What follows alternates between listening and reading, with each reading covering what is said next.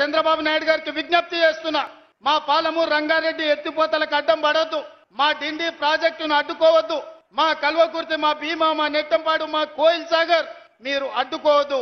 ఒకనాడు పాలమూరు జిల్లాను మీరు దత్తత తీసుకున్నా అని చెప్పారు. మీరు బాధ్యతగా ఉండండి, మమ్మల్ని బ్రతకనియండి, మా ప్రాజెక్టులు పూర్తి చేసుకోనివ్వండి. ఆనాడు ఉమ్మడి రాష్ట్రంలో శ్రీశైలం వెనకాల నుండి 4 టీఎంసీల నీళ్లు తీసుకెళ్లేది ఉంటే ఇవాళ 9.5 టీఎంసీలు నీళ్లు తీసుకెళ్లడానికి మీరు ప్రాజెక్టులు పెట్టుకున్నారు. అందుకే చంద్రబాబు నాయుడు గారికి విజ్ఞప్తి చేస్తున్నా, రాయలసీమ లిఫ్ట్ ఇరిగేషన్ 3 టీఎంసీలు రోజుకు తరలించే ప్రాజెక్టును మీరు రద్దు చేసి మీ ఉదారత్వం ప్రదర్శించండి. మీరు 2 రాష్ట్రాలను సమానంగా తెలుగు వాళ్ళని అభివృద్ధి చేయాలన్న ఆలోచనతో ఉన్నది నిజమైతే రాయలసీమ లిఫ్ట్ ఇరిగేషన్ ప్రాజెక్టును రద్దు చేయండి.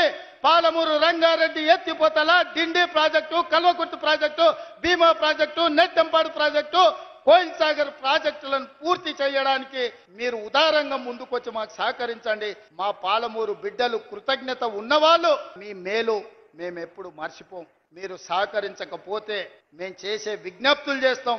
మా విజ్ఞప్తులను మీరు వినకపోతే పోరాటం ఎట్లా చేయాలనో పాలమూరుకు తెలుసు. పాలమూరుకి పౌరుషం ఉంది, పోరాటం చేసి సాధించుకునే శక్తి ఉంది.